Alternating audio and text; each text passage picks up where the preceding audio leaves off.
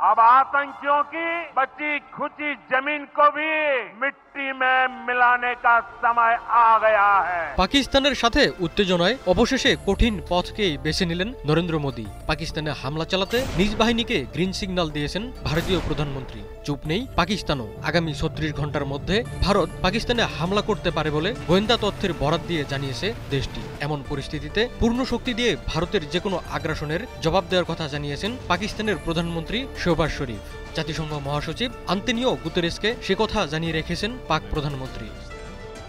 মঙ্গলবার নয়াদিল্লির বাসভবনে তিন বাহিনীর প্রধান chief of defence Anil Chauhan, প্রতিরক্ষামন্ত্রী রাজনাথ সিং এবং জাতীয় নিরাপত্তা পরামর্শক অজিত দোভালের সঙ্গে বৈঠক করেন মোদী। এই বৈঠকে মোদী ভারতীয় সশস্ত্র বাহিনীর সক্ষমতার উপর তার পূর্ণ আস্থা প্রকাশ করেন। ওয়ালটন আবারও মিলিয়নিয়ার অফারে ওয়ালটন ফ্রিজ কিনে আপনিও হয়ে যেতে পারেন মিলিয়নিয়ার।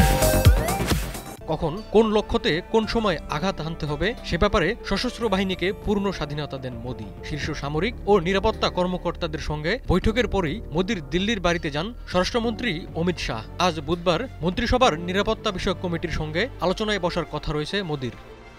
এদিকে মঙ্গলবার জাতিসংঘ মহাসচিব আন্তোনিও গুতেরেসের সঙ্গে টেলিফোনে আলাপকালে ভারতকে হুঁশিয়ারি দিয়েছেন পাকিস্তানের প্রধানমন্ত্রী শেহবাজ শরীফ। পাকিস্তানি সংবাদ মাধ্যম ARY নিউজ জানায়, আলাপচারিতায় শেহবাজ বলেন, ভারত যদি আগ্রাসী পদক্ষেপ নেয় তবে পাকিস্তান তার সার্বভৌমত্ব ও ভূখণ্ড রক্ষায় পূর্ণ শক্তি দিয়ে জবাব দেবে। তিনি অভিযোগ করেন, কাশ্মীরের স্বাধীনতা আন্দোলনকে সন্ত্রাসবাদ আখ্যা দিয়ে দমন-পীড়ন চালাচ্ছে ভারত। দেশটি কাশ্মীরের দখলকৃত অঞ্চলে রাষ্ট্রীয় পৃষ্ঠপোষকতায় সন্ত্রাস চালাচ্ছে। পেহেলগাম ঘটনায় পাকিস্তানের বিরুদ্ধে ভারতের আনা অভিযোগ প্রত্যাখ্যান করে একটি অবাধ ও নিরপেক্ষ আন্তর্জাতিক তদন্তের দাবি জানান শেহবাজ শরীফ।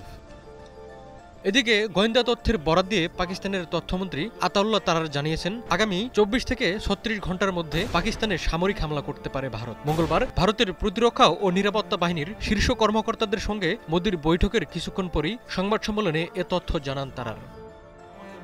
পেহেলগাম ঘটনার জেরে ভারত পাকিস্তান উত্তেজনার পারদ ক্রমেই বাড়ছে। ভারতীয় সেনাবাহিনী এক বিবৃতিতে দাবি করে, মঙ্গলবার রাত থেকে বুধবার ভোরের মধ্যে নিয়ন্ত্রণ রেখার কাছে নরসেরা, সুন্দরবানি এবং আখনুর সেক্টরে গুলি চালায় পাকিস্তানি সেনারা। বিপরীতে থেকে ভারতীয় সেনারা পাল্টা গুলি ছোড়ে। এর আগে গতকাল মঙ্গলবার নিয়ন্ত্রণ রেখা বরাবর আকাশসীমা লঙ্ঘন করায় ভারতের একটি নজরদারি ড্রোন গুলি করে মাটিতে নামিয়ে আনে পাকিস্তানি সেনারা।